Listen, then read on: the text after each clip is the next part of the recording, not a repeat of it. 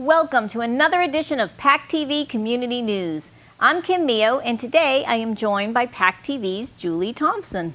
Thanks, Kim. This week we visit a singing contest out of Plymouth. Honestly, be yourself, and if you're going to audition for a competition, don't ever try to be anyone else other than yourself. And we meet a generous store owner from Pembroke. It's the little things that count. If it's something really small, I'll just say, it's on me. PACTV Community News brings you to a kids' cooking class in Duxbury. I started teaching cooking classes when my daughter was 8 years old. I figured I could understand the 8-year-old mind. And we get information on a memorial fundraiser in Kingston. He loved his town, he loved his country. He's just kind of a throwback to like a different time where people put their community first. We bring you to a letter writing campaign in conjunction with September 11th Remembrances.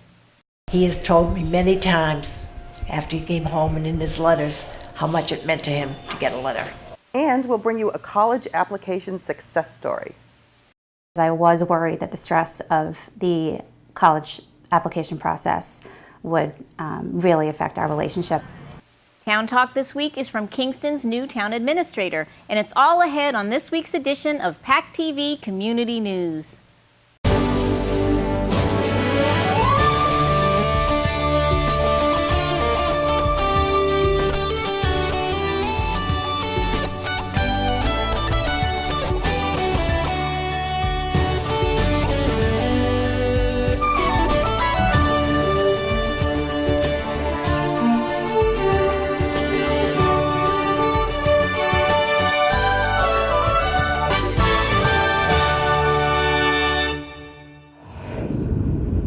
Plymouth Area Chamber of Commerce held its annual Waterfront Festival last month in Plymouth. As part of the day's events, they also held their America's Hometown Sing-Off competition, and PACTV Community News was there to bring you all the highlights. A $200 gift card in the second place award going to Amy Moquin, which means 2013 America's Hometown Sing-Off. First place, $500 cash prize, Stacy LaValle. Again, please put your hands together. Give these guys a big round of applause. Thank you again, Cheryl. I did chorus like all my years in school, and then just kind of did fun things with my singing since then. You know, contests and karaoke. I also sing at church. I entered my first competition when I was 10 years old, and I'm 17 now, so about 7 years or so. So I've done many contests and I've never won, so this feels really good. Yeah, this is one of multiple competitions I've been in. I've actually auditioned for shows even like American Idol and America's Got Talent and all those kind of shows. I won Peabody Idol, which is my hometown competition, so it's just a little different. Oh yeah, I actually did it the very first year. I think it was 2007, and I made it to the top 5, but then I didn't make it any further. And I'm not sure the years that I did it after that, but I know this was my 5th time. And one year I didn't even make it to the top 10, but every other time that I was in it, I always made it to the top 5, but never any further. So I don't know if you saw my face, but when they said I was one of the top 3, I was shocked. Oh, it felt so good. I think I almost cried. I cried a little bit, just because being top 3, where I'd never gotten that far, was honestly good enough for me. And if I didn't go any further than that, if I didn't win, I still would have walked away very happy. So it was good feeling. Just honestly be yourself, and if you're gonna audition for a competition, don't ever try to be anyone else other than yourself. But honestly, this was the first time, because I've always taken it so seriously, and this was the first time that I said, you know what, I'm just going to go and have fun. And I guess that was what I needed to do. There's a fire starting in my heart, reaching a fever pitch, and it's bringing me out the dark. Finally, I can see you crystal clear. I'm sorry, baby.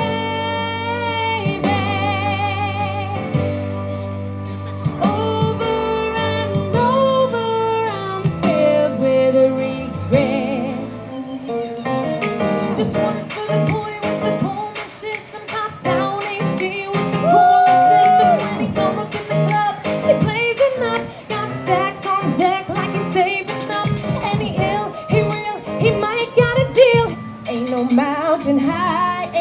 valley low, ain't no river wide enough, baby.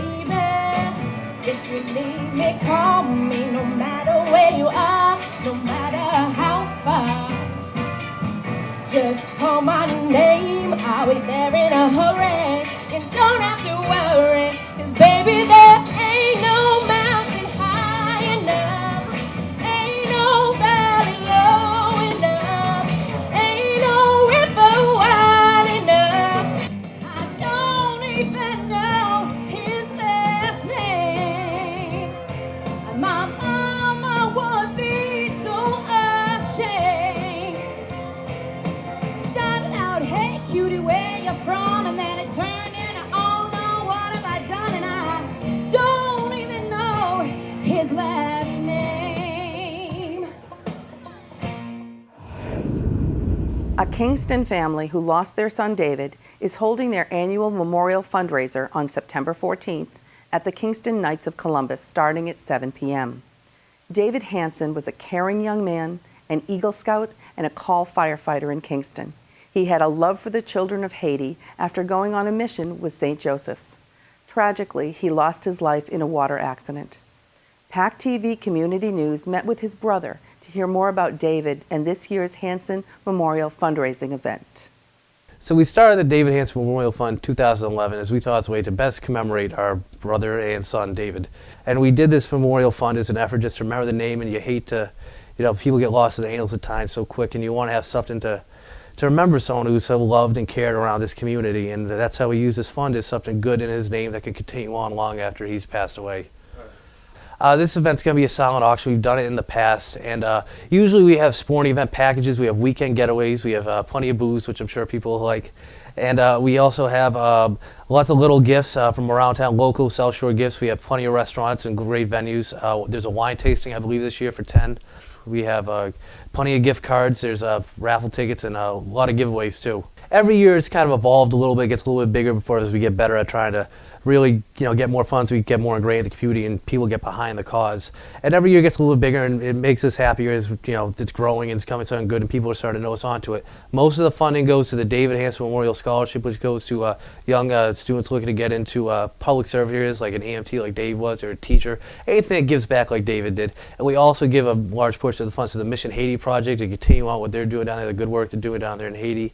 He went down to Haiti to better the quality of life for the people of Haiti, and he actually came down there. He didn't come back with his own shoes. He was just that type of kid, and he just said somebody needed him more than him. And that's really the type of person Dave was. He was always loved his town, he loved his country. He's just kind of a throwback to like a different time where people put their community first. So you don't see that in kids nowadays, and that's really what was special about David. He'd give and give, and you just didn't see that in people. Like he was one of a kind. You say he was 1 in a million, that wouldn't be doing it justice. He's 1 in 10 million. I'm proud to say he's my brother. He's just very patriotic in that he believed in his community more than anything else. And the way he spent his time, he gave back. He didn't focus on his own things. And you just see the marks he made on people's lives. It still lingers. He was an assistant scoutmaster. He was an EMT, and he was working as a security guard nights while he was paying his way to get through school. So he's a very independent. He knew what he wanted in life, and you don't see that of such a young kid. And that's really the lasting thing I have of my brother. There's a women's consignment shop in Pembroke that goes above and beyond for the needy. Owner Mary Hatcher not only gives discounts to people in need, but has donated many bags of clothes to disabled people, as well as for Hurricane Sandy efforts and to needy children in Haiti. PACTV Community News stopped in her store to meet her and hear more about her efforts. So I make it, just nice and simple. Bring a bag in, bring a dress in, I'll take it, I'll tag it in, I'll steam it, I'll put it on the rack. It's here for 2 months, and I try to sell it for them.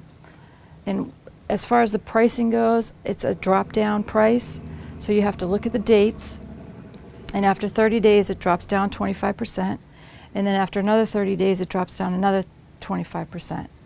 So after that, if it hasn't sold, then I do donate it to the needy. The biggest thing I think with this business is, for me, is when something has reached its expiration and it doesn't sell or it hasn't sold, What I do is I give back to the community. So I have different charities and organizations that I will donate bags of clothing to, battered women, homeless. I have churches in Boston that ship out barrels to Haiti, and they'll come to me and I'll just give them bags of stuff to ship out. Even though I'm trying to sell, obviously, the clothes for the people that bring them to me to help them make a little money. The other rewarding thing that I do is give to the homeless and all that. When we had the Hurricane Sandy, I shipped up 5 huge boxes of clothes to the people that lost everything up there. It's the little things that count for me. It's just, you know, like somebody will come to the counter and they don't have enough money to finish, you know, to pay for the rest of their items. I'll just, you know, kind of help them out, and if it's something really small, I'll just say, it's on me.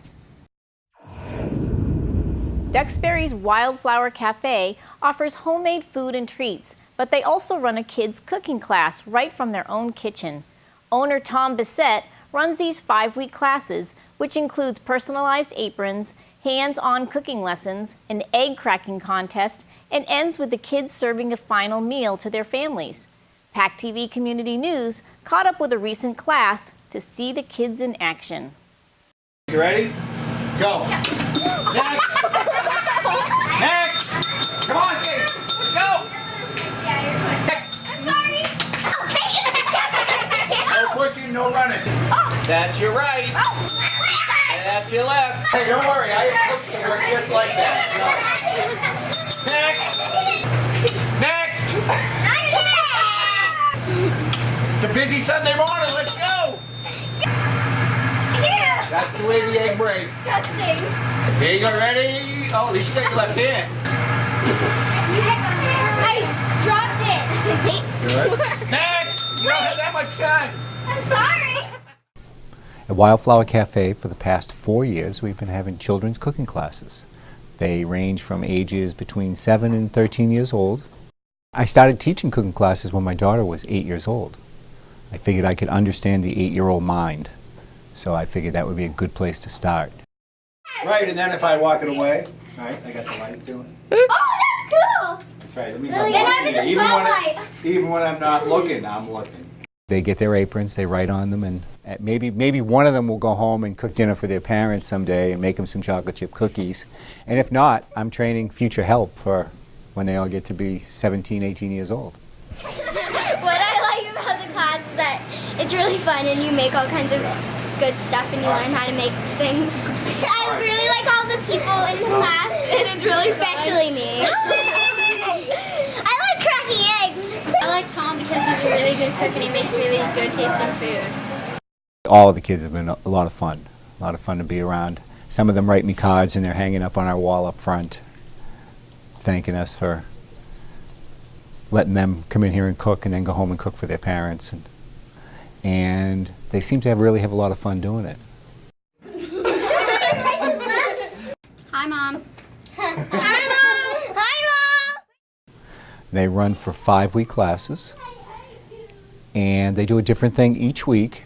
And one of the unique things about it is on the last class, we invite the parents in, and the children do all the work. I'm very excited about tonight. My daughter's, again, been looking forward to this process all 5 weeks. So I'm looking forward to seeing how she is able to serve, take the order, serve, and enjoy the night. Cheese, pepperoni, or half and half. All right, you're going to get their drinks. You write them up top. The pizza in the middle. Then you're going to do what with the slips? You're going to bring me the slip so I can get the pizza cooking. Well, I thought she really looked forward to tonight. She spent a lot of time practicing. She really wants to be a cook when she grows up. She loves cooking in the kitchen. They greet them at the door, they wait on the tables, they take their orders. Hello, my name is Hadley. I'll be your waitress today. Hi Hadley, how are you? She enjoyed it immensely, and this is such a great night, and she loves everything about it. Hi, it's a real exciting atmosphere down here, and the kids are excited, and we're excited, so it's a night off for the parents, and it's a lot of fun. Take that. You go over there and do cookies. Do two. Make them look exactly like that. Get a spoonful. The cookie dough is so good. They cook their food, they clean it up. That's right, I said clean it up. And I think the parents really enjoy that aspect of it. And the kids all seem to have a lot of fun. As kids head back to school, many parents are gearing up for the college application process. Earlier this year, we brought you a story from Mary Ellen Bavaro, owner of College Connections, with tips on helping kids and parents prepare for this important and often daunting time in life. This week, we meet up again with Mary Ellen and a family who shares their success story as they prepare to send their son off to college with a full sports scholarship. So when I first met Mary Ellen, Cameron was in 8th grade, and I thought, I'm not going to talk to her for a long time, but time flew. And I ran into her again his junior year, and she saved my life. Many times parents are in a full panic about this process because it is so much more competitive. The average student now applies to 8 to 12 schools, which from a cost perspective is pretty hefty price tag. But I think most of the stress is that it's the question of where to apply and where do I apply so that I have a range of options available to me, as well as just the expensive price tag. Well, for most of Cameron's life, I was a single mom. So we have a very close relationship. So it was very relationship driven for me because I was worried that the stress of the college application process would really affect our relationship. In this case of Cameron, he's a student athlete, tennis player. We wanted to make sure that he had a lot of options about where he went beyond which schools were actively recruiting him. So one of the pieces of the process that I helped with was coming up with his resume of everything he's done in and out of school since he was a preschooler. And that document in and of itself helps to strengthen the application greatly, as well as help ensure a really strong financial aid offer. His resume is absolutely beautiful, and all of it was stemming from a not so stellar freshman year, which I'm sure a lot of parents can relate to, and the worry of not being able to make that part up. So the piece of the puzzle that Mary Ellen brought was being able to somewhat make up for some stumbles and falls, and she made him look as good as she possibly could. It's a D3 school, so they don't actually have money for athletic scholarships, but they gave him a very attractive financial aid package that basically covers tuition. So room and board is what we have to come up with, and it was a very, very nice, attractive package, which I really don't think we would have had if we didn't have Mary Ellen's help. Mayflower RSVP, the Retired and Senior Volunteer Program for Plymouth County, held their Senior Corps volunteer letter writing campaign to the troops. The program focuses on volunteers writing letters to servicemen and women in preparation for the September 11th National Day of Service and Recognition. The letters will be matched with 1,000 care packages and assembled on the Rose Kennedy Greenway on September 11th. PACTV Community News stopped in at one letter writing location to bring you this story. I'm Darcy Lee. I'm the Executive Director of Mayflower RSVP, the Retired and Senior Volunteer Program for Plymouth County. Our volunteers here at Emeritus today are writing letters to the troops. This is part of our National Day of Service and Remembrance activities. My name is Lois Crowley, and I'm a 78-year-old woman, and I think it's very important to write the letters because my husband was in the service during the Vietnam era, and I wrote to him every single day. He has told me many times after he came home and in his letters how much it meant to him to get a letter. You know, everyone wanted to say, I wish I could come with this so I could give you a great big kiss. And he loved that one. My husband joined the Army at 18 during the Korean War because he wanted to go to Korea, and he did go to Korea. He got his battlefield commission there to a corporal. He was and always will be my hero.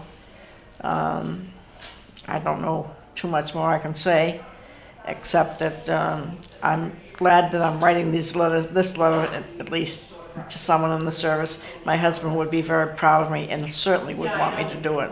Excellent. Let's see. Can I read this? These letters that the volunteers are writing are going to be put into care packages that the Massachusetts Military Heroes Fund assembles on September 11th on the Rose Kennedy Greenway. Those packages will go to local soldiers. We're really proud to be part of this project. The 5th annual Thirsty Pilgrim Beer Festival, along with the Plymouth Lions Club, will be held on September 7th and 8th from 1 to 7 p.m. at the Hedge House Lawn at Plymouth Waterfront. Festivities include live music, food, and games. For more information, you can go to thethirstypilgrim.com or to the PlymouthLions.org to learn more about the Lions Club of Plymouth and this fun event.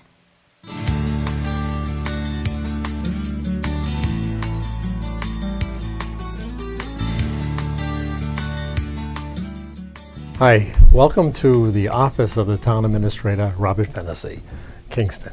And I am here, I am happy to be here as your Town Administrator.